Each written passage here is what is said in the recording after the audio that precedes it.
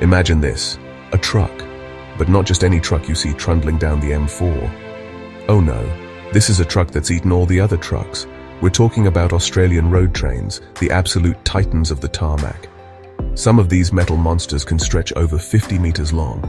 That's longer than an Olympic swimming pool.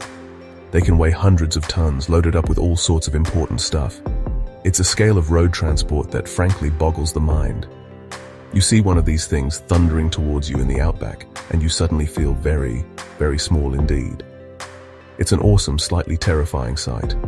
Now, why would anyone invent such a preposterously large vehicle? Well, Australia. It's big, really properly mind-bogglingly enormous, and a lot of it is very, very empty. Distances between places aren't just a short hop, they're epic voyages. Imagine trying to get supplies to a tiny town that's hundreds of miles from anywhere, with nothing but desert in between. You can't just send a normal lorry. It would be like trying to empty a swimming pool with a teaspoon. You need something with a bit more oomph, something that can carry a colossal amount of gear in one go.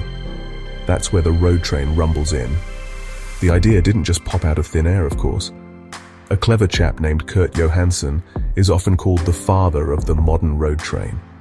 Back in the 1930s, he started tinkering with the concept, realizing that one truck pulling multiple trailers was the only sensible way to conquer the tyranny of distance in the Northern Territory. He was a true pioneer, a man who saw a massive problem shifting cattle across vast, unforgiving landscapes, and came up with a suitably massive solution. It wasn't about looking pretty. It was about getting a monumental job done efficiently. People probably thought he was mad. Geniuses often are. So these weren't initially designed for your weekly shop. Their purpose was hardcore. Moving huge herds of cattle from remote stations to markets or railheads, shifting essential supplies like fuel and food to isolated communities and burgeoning mining operations. Think about the early days before sealed roads were common in the outback. These machines had to be tough, resilient, and capable of handling conditions that would make a lesser vehicle simply give up and weep. They were, and still are, the workhorses of a continent, born out of necessity and a healthy dose of Aussie ingenuity. They are, quite simply, brilliant. Right, let's talk about the oily bits. At the very front, you have the prime mover. This isn't your average truck cabin with a wheezy engine. Oh no, this is the business end. These prime movers are packed with enormous, powerful diesel engines. We're talking serious grunt, sometimes over 600 horsepower, and torque figures that could probably restart a planet. This power is absolutely essential because it's not just pulling one trailer, it's hauling a whole convoy of them.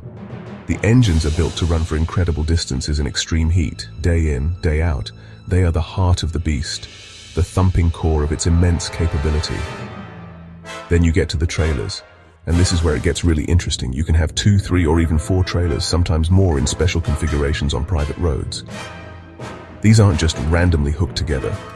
They are connected by clever bits of kit called dollies.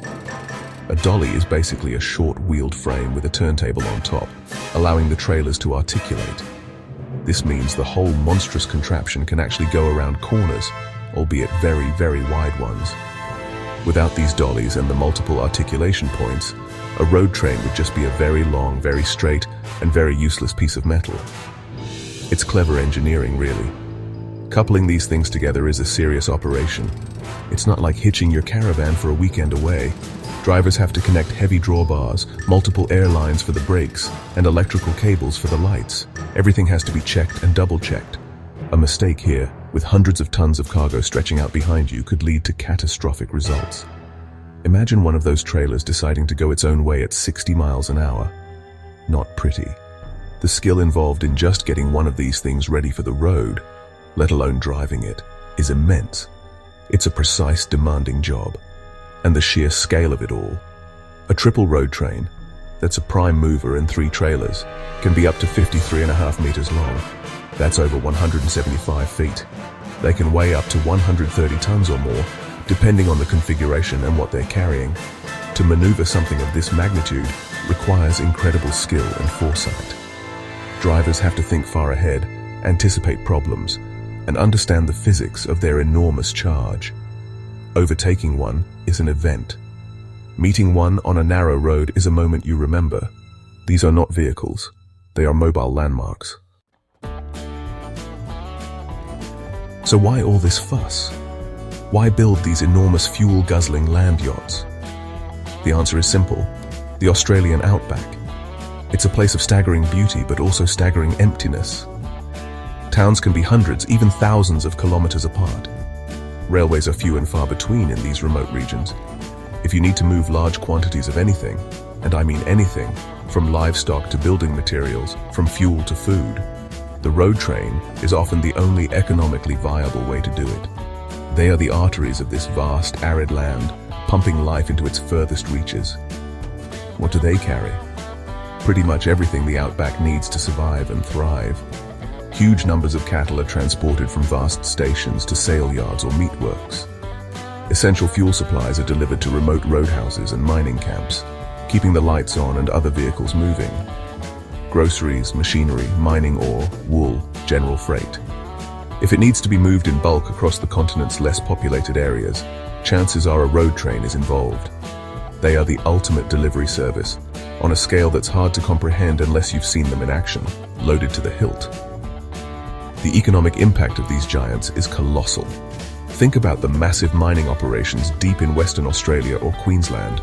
They rely on road trains to bring in equipment and supplies, and to haul out tons of valuable ore.